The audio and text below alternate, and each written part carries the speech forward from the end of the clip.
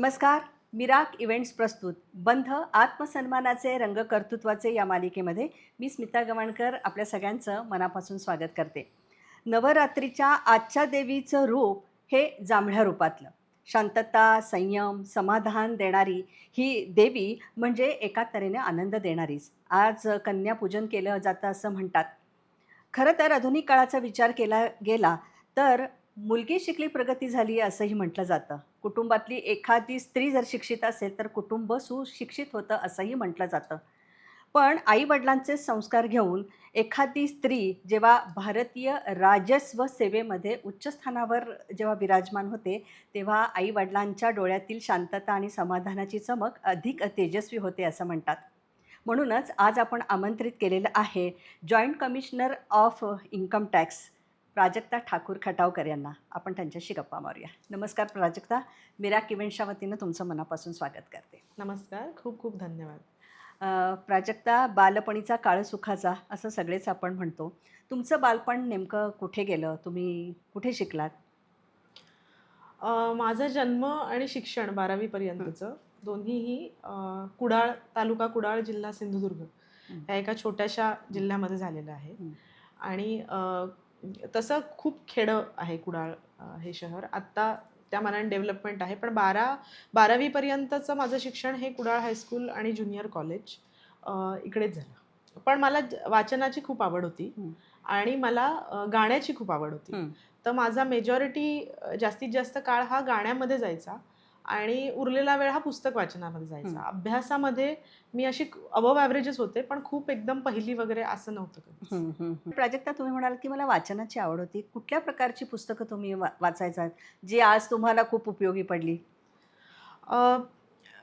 पुस्तक वाचन हे मला असं वाटतं ना, की तुमची पर्सनॅलिटी म्हणजे तुमची जी पूर्णपणे अभिव्यक्ती असते, ते सगळंच डेव्हलपमेंटसाठी पुस्तक वाचन हे अत्यंत गरजेचं आहे. म्हणजे UPSC I would say is a side effect, की UPSCचं माझं जे सक्सेस होतं ते त्या वाचनामुळे जी काही माझी पर्सनॅलिटी झाली त्याचा साईड इफेक्ट होता. म्हणजे सुरुवात अगदी चंपक, किशोर ह्याच्यापासून झाली आणि त्याच्यानंतर सगळ्या म्हणजे मोठे मोठे लेखक, मोठे मोठे शास्त्रज्ञ किंवा शांता शेळके, वेगवेगळ्या कवयित्री, असं अनेक गोष्टी मी वाचत गेले.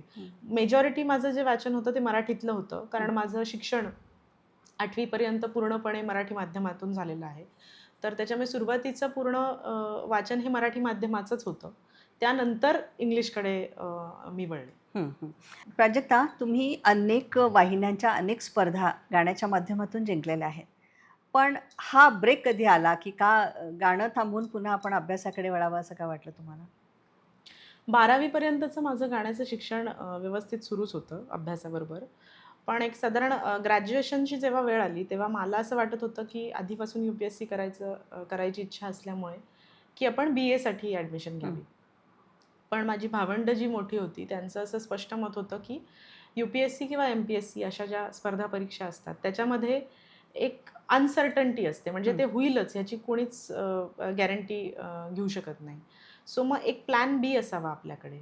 म्हणून सगळ्यांचं असं मत होतं की तू इंजिनिअरिंगला ॲडमिशन घे, जे मला मिळत होतं. मग त्याच्यानंतर असं झालं की मला सायमल्टेनियसली गाणंही शिकायचं होतं, म्हणून आम्ही खूप प्रयत्न केले आणि किशोरीताई आमोणकरांपर्यंत, ज्या माझ्या म्हणजे आजही त्याच माझ्या आदर्श आहेत, तर त्यांच्यापर्यंत पोहोचण्याचा प्रयत्न केला की आपल्याला शिकता येईल का मुंबईला ॲडमिशन घेऊन किंवा असं. पण नंतर किशोरीताईंनी त्यांना ते आम्ही क्लिप वगैरे पाठवली आणि नंतर त्यांनी होकार कळवला, पण त्यांची अशी अट होती की त्या जर गाणं शिकवणार असतील तर अभ्यास हा सेकंडरी असला पाहिजे आणि त्याच्यामुळे पूर्णपणे गाण्यालाच वाहून घेतलं गेलं पाहिजे. आपण सायमल्टेनियसली गाणं करू शकतो, पण एकदा हा पाथ चूज केला की पुन्हा मागे फिरता येणार नाही. म्हणून मग आय हॅड टू चूज. बरोबर. मग इंजिनिअरिंग करायचं का ठरवलं तुम्ही, जर तुम्हाला UPSC करायचं असेल तर? इंजिनिअरिंग नंतर प्लेसमेंट्स मिळणं तेव्हा खूप म्हणजे ओके मिळू शकत होतं. तेच जर मी नुसतं BA केलं असतं तर त्याच्यानंतर पुढे मला अजून काहीतरी शिकावं लागलं असतं. नुसत्या BAच्या बेसिसवरती मला त्यावेळेला इमिजिएट जॉब किंवा असं मिळालं नसतं, इन केस जर मी UPSC क्लिअर करू शकले नसते तर. ह्या एका कारणासाठीच मी इंजिनिअरिंगची निवड केली होती. मी पुण्यात AISSMS कॉलेजमधून इन्स्ट्रुमेंटेशन अँड कंट्रोल इंजिनिअरिंगमधून पदवी घेतलेली आहे. प्राजक्ता, या गाण्याचा तुमच्या आयुष्यावर प्रत्येक ठिकाणी उपयोग होत गेला का? मला असं वाटतं की कला ही तुम्हाला जगण्याचं बळ देते. प्रत्येक वेळेलाच मला हा आलेला स्वतःला अनुभव आहे.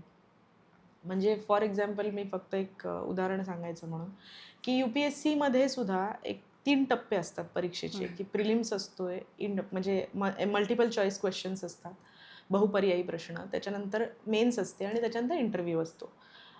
त्याच्यासाठी ठरलेले प्रयत्न असतात. म्हणजे एवढे तुम्ही 4च अटेम्प्ट त्यावेळेला देऊ शकत होता UPSCचे. ह्यापैकी कुठल्याही टप्प्यात जर तुम्ही फेल गेलात, सपोज आता मी प्रिलिम्स क्लिअर केला, मेन्स क्लिअर केली आणि इंटरव्ह्यूला फेल झाले, पुढच्या वर्षी पुन्हा मला प्रिलिम्स द्यायला लागते. आधीच्या परीक्षेचं कुठलंही क्रेडिट मिळत नाही, अशी सिस्टम. आणि अटेम्प्ट काउंट होतो. म्हणजे एकदा तुम्ही प्रिलिम्स जरी फेल गेलात किंवा इंटरव्ह्यू, तरी अटेम्प्ट काउंट झाला. मी पहिल्यांदा जेव्हा मेन्स दिली त्यावेळेला माझं सिलेक्शन होऊ शकलं नाही आणि I tried the most in that attempt. म्हणजे मला जेवढा अभ्यास करणं शक्य होतं तेवढा सगळा मी केलेला होता. आणि मग असं झालं की आता संपलं, म्हणजे रिझल्ट आला दुपारी आणि आता काहीच, म्हणजे दॅट वॉज व्हेरी डिव्हॅस्टेटिंग. म्हणजे आपल्याला पूर्णपणे आपण एखाद्या गोष्टीसाठी प्रयत्न केले आणि आता तुम्हाला अपयश आणि आता परत पुन्हा पहिल्यापासून ती सगळी सायकल. तर तो अख्खा दिवस, अख्खी रात्र मी फक्त क्लासिकल गाणी ऐकून काढली. वा. म्हणजे म्हणजे मला विचारच नाही करायला लागला त्यावेळेला की आपण काय करावं.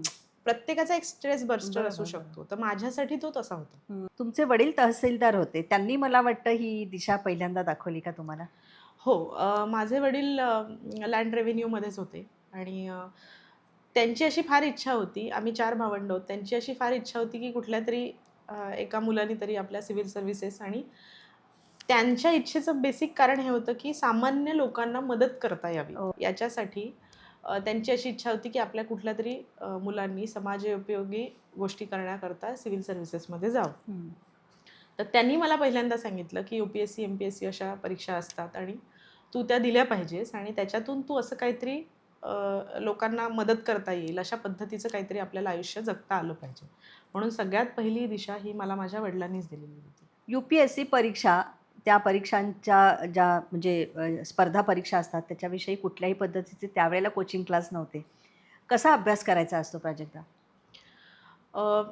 मी 2014 मध्ये UPSCची एक्झाम पूर्ण फायनल क्लिअर करून सर्व्हिसेसमध्ये एंटर केलं. तर त्यावेळेला आमचा जो 2013ची एक्झाम होती, तो एक्झाम पॅटर्न चेंजवाली पहिलीच एक्झाम होती. तर त्यावेळेला आणि वातावरण स्पर्धा परीक्षेचं अलीकडच्या काळात जरा जास्त अजून वाढलं. त्यावेळेला माझं संपूर्ण कोचिंग मी पुण्यातून ज्ञान प्रबोधिनीमधून केलेलं होतं. पुण्यातच ज्ञान प्रबोधिनीमध्ये माझं कोचिंग झालं आणि तिथेच अभ्यासिकेत राहून मी अभ्यास केला. आणि फायनल जेव्हा माझा UPSCचा दिल्लीचा इंटरव्ह्यू होता तेव्हा मी पहिल्यांदा दिल्लीत गेले. बऱ्याचदा असंही होतं की तुमचे वैकल्पिक विषय असतात UPSCला वेगवेगळे. फॉर एक्झाम्पल माझा होता इतिहास, हिस्ट्री होता माझा. तर त्याचं कोचिंग मला सहज पद्धतीने पुण्यामध्ये मिळू शकलं. पण कधी-कधी कसं असतं की सपोज एखाद्याचा सायकॉलॉजी असेल, फिलॉसॉफी असेल, तर ते कोचिंग तुम्हाला त्या शहरांमध्ये अवेलेबल असेलच असं नाही. मग सगळ्या प्रकारचं कोचिंग जनरली दिल्लीसारख्या मोठ्या शहरामध्ये अवेलेबल असतं. मग तिकडे जाऊन सुद्धा काही लोकं त्याचं कोचिंग घेत असतात. सो माझं पूर्णपणे UPSCचं कोचिंग हे पुण्यातूनच केलं मी. UPSCची पहिली परीक्षा म्हणजे पूर्ण तुम्ही क्लिअर केलं, त्यानंतर काय प्रोसेस असते, कशी पुढची स्टेप काय असते?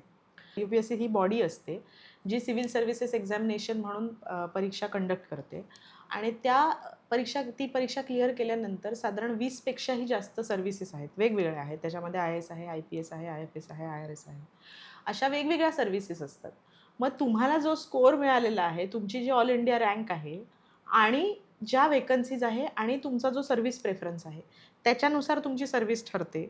आणि मग त्या सर्व्हिसमधलं तुमचं इंडक्शन ट्रेनिंग होतं. पहिल्यांदा एक फाउंडेशन कोर्स होतो जो माझा मसुरीला झाला. त्याच्यानंतर एक इंडक्शन ट्रेनिंग असतं, तुमच्या सर्व्हिस स्पेसिफिक ट्रेनिंग, आणि त्याच्यानंतर एक साधारण 1 ते 2 वर्षामध्ये तुम्ही सर्व्हिसेस तुमच्या जॉईन करता. या बरोबरीनेच शारीरिक आणि मानसिक अशा दोन्हीही ज्या आपल्या महत्त्वाच्या शरीराच्या संस्था म्हणूया आपण, त्या तंदुरुस्त ठेवण्यासाठी काही वेगळे परिश्रम घ्यावे लागतात का? UPSC क्लिअर केल्यानंतर आहे ना, म्हणजे सिव्हिल सर्व्हिसेस एक्झामिनेशन जेव्हा आपण क्लिअर करतो त्याच्यानंतर जो फाउंडेशन कोर्स असतो आणि तुमचे जे ट्रेनिंग्ज असतात ना, त्याच्यामध्ये कंपल्सरी फिजिकल ॲक्टिव्हिटी इन्व्हॉल्व्ड असते. म्हणजे पहाटे 5ला मसुरीला उठवून ते चांगले धावडवतात आणि मग तिथे सगळ्या फिजिकल ॲक्टिव्हिटीज मस्ट आहेत आणि त्याच्यानंतरच दिवसभराचं तुमचं ट्रेनिंग आणि हे सगळं सुरू होतं. तर सेम आमच्या NADTला पण national academy of direct taxes IRSची जी संस्था आहे, तर तिथे सुद्धा असंच होतं. म्हणजे physical activity was a must, म्हणजे तुमच्या एक्सरसाइज आणि त्याच्यानंतर तुमचा दिवसाचं शेड्यूल आयडियली कसं असलं पाहिजे, हे ते आम्हाला अकॅडमीपासूनच सांगतात. प्राजक्ता, कुठल्याही स्त्रीच्या आयुष्यामध्ये लग्न हा एक खूप मोठा महत्त्वाचा टप्पा येतो. करिअर होईल किंवा करिअर थांबते किंवा करिअर कमी होते. अशामध्ये दोन्हीचा म्हणजे संसार आणि करिअर यांचा सुंदर मेळ घालायचा कसा प्रयत्न करायचा असतो? काय करायचं असतं? अम, मला असं वाटतं की सिव्हिल सर्व्हिसेससारख्या ज्या डिमांडिंग नोकऱ्या आहेत, म्हणजे गव्हर्नमेंटमधल्या, तर त्याच्यामध्ये किंवा प्रायव्हेट सेक्टरच्या सुद्धा, त्याच्यामध्ये जर मुलींना जायचं असेल ना, तर त्याच्यासाठी त्यांनी आपला लाईफ पार्टनर खूप व्यवस्थित पद्धतीने चूज करणं हे खूप मोठं स्किल आहे. जे आपल्याला कदाचित आधीपासून सांगितलं जात नाही. आपल्याला मुलींना सांगितलं जातं की तू अभ्यास कर, तू अभ्यासाकडे लक्ष दे, तू तुझ्या करिअरकडे लक्ष दे. पण तो एक खूप मोठा आस्पेक्ट आहे की ज्याच्यामुळे तुमच्या पुढच्या करिअरवरती आणि पुढच्या आयुष्यावरती खूप मोठ्या प्रमाणात फरक पडणार असतो. त्याच्यामुळे जेव्हा आपण आपला लाईफ पार्टनर चूज करत असतो, तेव्हा ह्या सगळ्या गोष्टी बोलल्या गेल्या पाहिजेत, की बाबा ह्या गोष्टी आहेत ज्या मी I can compromise on this, but these are few things which I cannot compromise upon. आणि मग जेवढं तुम्ही एकमेकाला चांगलं ओळखत असाल, तेवढं ऑटोमॅटिकलीच तुम्हाला ते एकमेकांना सिलेक्ट करणं आणि पुढचं आयुष्य घालवणं खूप सोपं असतं. म्हणजे थँकफुली देवाच्या कृपेने मला असं कधी स्ट्रगलची वेळच किंवा कन्फ्रंटेशनची वेळच नाही येऊ शकली, कारण आम्हा दोघांनाही आमच्या प्रायोरिटीज खूप चांगल्या पद्धतीने आधीच डिस्कस झालेल्या होत्या. बरोबर. आपले पती अमित खटावकर सुद्धा आज भारतीय राजस्व सेवेमध्ये सेवेमध्ये. मोठ्या पदावर विराजमान आहेत. त्यामुळे त्यांचं पण कौतुक केलं पाहिजे इथे. आज तुम्ही joint commissioner of income tax म्हणून विराजमान आहात. प्राजक्ता, ऑफिसमध्ये आल्यानंतर रोजचा दिवस तुमचा वेगळा आहे. रोजची आव्हानं वेगळी आहेत. रोजचं काहीतरी नवीन घडत असतं. याकडे एक स्त्री म्हणून, एक संवेदनशील बाई म्हणून कसं पाहता? त्याच्यामधून कसं यशस्वी मार्ग काढायचा असतो? स्त्रिया ह्या कुठल्याही गोष्टीकडे बघताना वेगळ्या पद्धतीने बघतात आणि माझं असं एक ऑब्झर्वेशन आहे की स्त्रिया ह्या जास्त पटपट मल्टीटास्किंग चांगलं करू शकतात. त्याचं कारण सिंपल हे आहे की जेव्हा मी ऑफिसमध्ये येते 9:30 वाजता, तेव्हा मला हे माहीत असतं की माझ्याकडे टाईम अवेलेबल किती आहे. कारण घरी जाऊन मला इतर वेगळ्या ड्युटीज पण सांभाळायच्या आहेत, ज्याच्यासाठी माझं सबस्टिट्यूट घरी अवेलेबल नाही आहे. त्याच्यामुळे मी जे काही काम करत असेन, त्याच्यामध्ये माझी 100% एफिशियन्सी त्यावेळेलाही झालीच पाहिजे. तर आणि तरच मी इथेही समाधानी राहू शकणार आहे आणि घरीही समाधानी राहू शकणार आहे.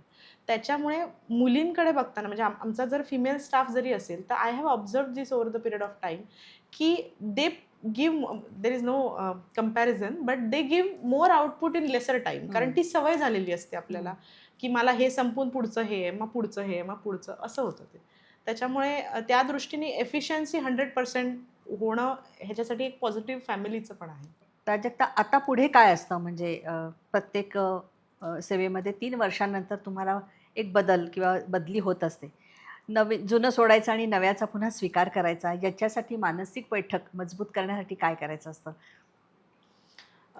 ह्या सेवा आहेत ना, ह्यांचा एक ॲडेड ॲडव्हान्टेज असा आहे की तुमची अटॅचमेंट आणि डिटॅचमेंट फार पटकन होते. हं. आणि ही मला वाटतं जर बघायला गेली तर अगदी सकारात्मक गोष्ट आहे. कारण तुम्ही तितक्याच पटकन तन्मयतेने त्यामध्ये गुंतता आणि तितक्याच पटकन त्याच्यातून बाहेर पडता. कारण हे सगळे जे जॉब्स आहेत, हे ट्रान्सफरेबल जॉब्स आहेत. छोट्या म्हणजे ग्रुप बी टाउन्समध्ये तुम्हाला 3 वर्षापेक्षा जास्त राहता येत नाही.